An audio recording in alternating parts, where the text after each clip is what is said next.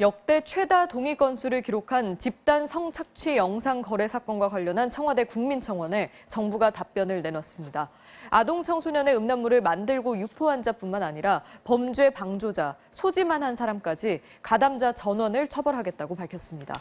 한수연 기자가 보도합니다. 조주빈을 신상 공개하고 포토라인에 세워달라. 가입자 전원을 공개하고 모두 처벌하라.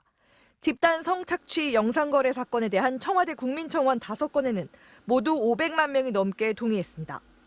국민적 공분이 거세지자 여성가족부는 경찰청과 법무부 등 관계부처와 긴급회의를 소집했습니다. 사회적 낙인에 대한 공포가 피해자에 대한 협박의 도구였다는 점을 다시 깊이 새기게 됩니다. 엄중한 처벌과 재발 방지를 위해 최선을 그리고 곧바로 국민청원에 답하는 형식으로 대책을 발표했습니다. 우선 경찰은 디지털 성범죄 특별수사본부를 즉각 설치하고 해외에 있는 텔레그램 서버에 대한 수사가 가능하도록 모든 방법을 찾겠다고 밝혔습니다. 더 이상 해외 서버 등을 이유로 수사가 어렵다는 말이 나오지 않도록 외국 수사기관은 물론 글로벌 IT 기업과의 국제 공조도 한층 강화하겠습니다.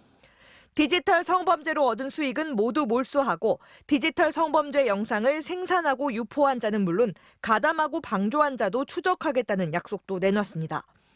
법무부는 관련법 개정을 지원하겠다고 밝혔고 추미애 법무부 장관은 제작 유포에 가담한 사람들에게 범죄단체 조직죄 적용을 검토하라고 지시했습니다. 여성가족부는 처벌 강화를 위한 법 개정 추진, 신고 포상금 제도, 24시간 피해 신고 창구 운영 등도 발표했습니다. 처벌에 대한 강한 의지를 밝히긴 했지만 피해자의 신고와 영상물 삭제 대책은 이미 여러 차례 발표됐던 내용입니다. 때문에 시민단체들은 이번만큼은 응급 처방에 그쳐선 안 된다고 강조합니다. 이런 대처들은 사실 새롭지는 않습니다. 여전히 좀 소극적인 대처라는 생각이 좀 들고 모든 여성의 안전을 위해서 실질적인 그런 정책이 좀 필요하다고 보입니다.